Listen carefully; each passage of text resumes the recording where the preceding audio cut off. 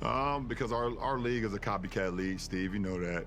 You know, our league is a. I was just waiting for it. Our league is a copycat league, man. It's like, you know, almost. I treat our league exactly at the dinner table with all your friends and family.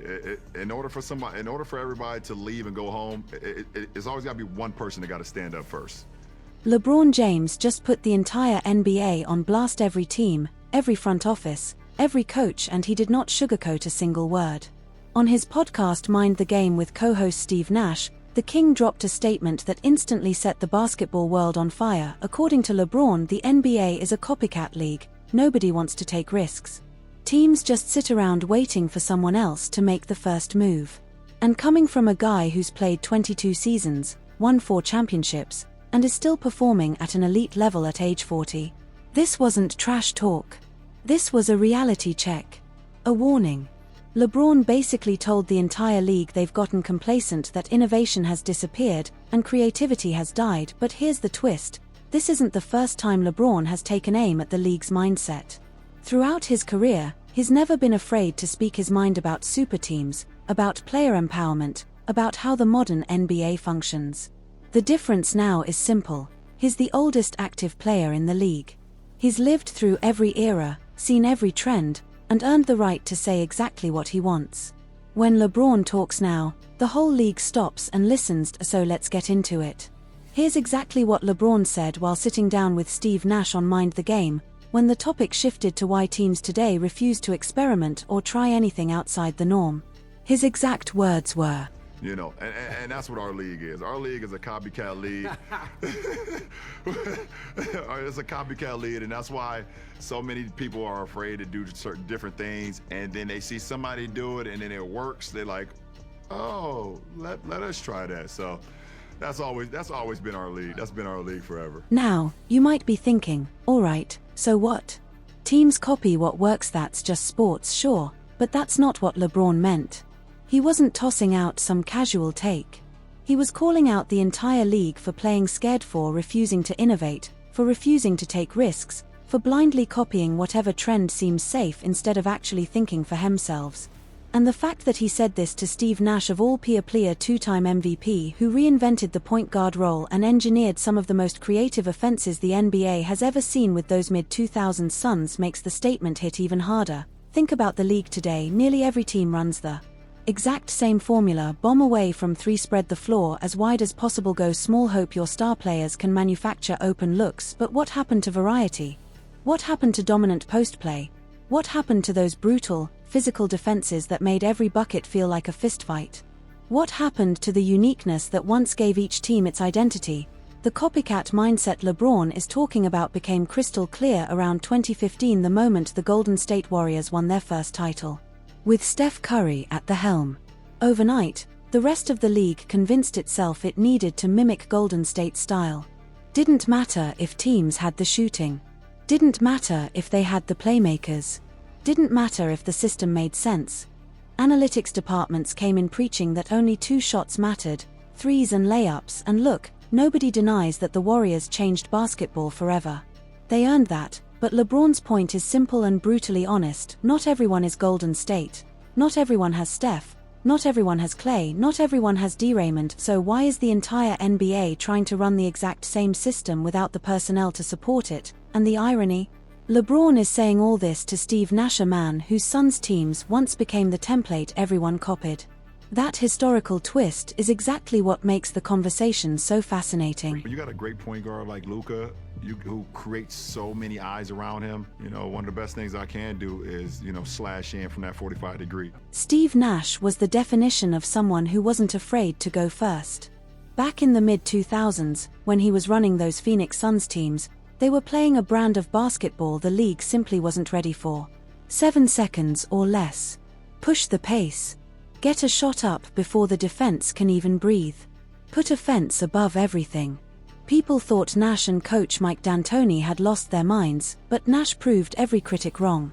He won back-to-back MVPs in 2005 and 2006, the Suns became must-watch TV, and they came painfully close to winning it all. And eventually, the entire NBA started copying them. The pace and space era we see today? It's a direct evolution of what Nash and those Suns sparked nearly 20 years ago. LeBron has watched this pattern repeat itself his entire career. When he left for Miami in 2010 to form the Big Three with Dwayne Wade and Chris Bosh, the league exploded. Suddenly every franchise wanted to build its own super team, even though most of them failed spectacularly. But the problem LeBron is pointing out goes way deeper than offensive systems or roster construction. It's cultural. There's a real fear in the NBA of being different, of standing out, of risking failure. Coaches and GMs are terrified to innovate because if their idea doesn't work, they're out of a job. And here's the twist: the analytics revolution, which was supposed to make teams smarter and more creative, has actually made many of them more predictable. When every team reads the same numbers and draws the same conclusions, the league loses its uniqueness and what you get is a homogenized product. What about Bronny? I was just super proud of him, of the maturation process. What can you tell me about JJ's culture? He's gonna tell you exactly how he feels if you're not doing it right, but it's gonna be in a very stern but loving way. The result of all this copycat behavior is a league where everyone is running the same offenses, the same defenses, the same formulas. But LeBron, he's never been that guy. He's always reinvented himself based on what his team needed. Early on, he was a downhill freight train, an insane athlete who lived at the rim. As he matured, he added a reliable jumper and became more of a point forward. And now at 40 he's still evolving, still reshaping his game to stay effective. That alone puts him in a different category, but here's where LeBron's argument really hits. He said, in order for everybody to leave and go home, there's always got to be one person that's got to stand up first. In other words, someone has to be brave enough to break away from the herd. Someone has to try something new, take the risk, and show that a different approach can actually work. Until that happens, everyone else will just keep doing the same thing on repeat. Look at the teams that actually won big by refusing to follow the blueprint. The Denver Nuggets took the title in 2023 by building around Nikola Jokic, who completely defies the modern big man stereotype. Instead of forcing him into a rim-running, pick-and-roll role, Denver doubled down on what made him special: elite passing, insane IQ, playmaking from the post. They didn't copy the league, they trusted their unicorn. Same with the Milwaukee Bucks in 2021. They had Giannis Antetokounmpo, a guy who wasn't a consistent three-point shooter, and instead of molding him into something he wasn't, they crafted an entire system around what he was: unstoppable downhill, dominant in the paint, and physically unmatched. They didn't chase trends, they built a team that maximized their superstars' unique strengths. That's smart basketball, not copy and paste basketball. I got to see it firsthand of how fast that they're playing and the pick and roll less, style of basketball that they're playing. And it takes a while for you to kind of get adjusted to it. LeBron's not just pointing fingers, speaking from experience as someone who was that first person to stand up. When he left Cleveland for Miami, the backlash was insane. People called him a traitor, the media shredded him non-stop, and fans literally burned his jersey in the streets. But he made the move anyway because he knew it was right for his career. And in doing so, he changed the entire NBA. That decision shifted power away from front offices and into the hands of players. The same thing happened with player empowerment. LeBron was one of the first superstars to openly use his influence to help shape the roster around him. Now, it's standard practice. Every franchise in the league consults their stars before making big decisions, because LeBron proved the model works. But let's be honest, the copycat issue isn't just on coaches and GMs. The media and fans fuel it, too. Anytime a team tries something new and it doesn't pay off instantly, they get dragged. The pressure to follow the safe, proven formula is overwhelming. And social media has amplified it tenfold. Every lineup change, every rotation tweak, every experimental strategy gets picked apart in real time.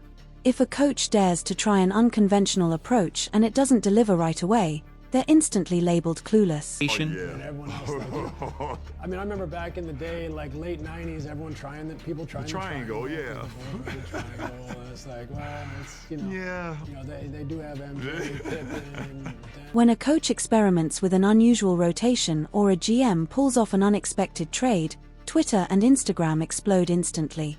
That kind of environment doesn't encourage bold ideas, it pressures teams to play it safe. No one wants to be the target of the next viral outrage cycle. And here's what makes LeBron's comments even more fascinating. He's saying all this while still playing at age 40, still producing at a high level. He's not some retired legend taking shots from the outside. He's in the league, competing against these teams, and calling them out in real time. That takes guts. His timing matters too. We're stepping into a new era.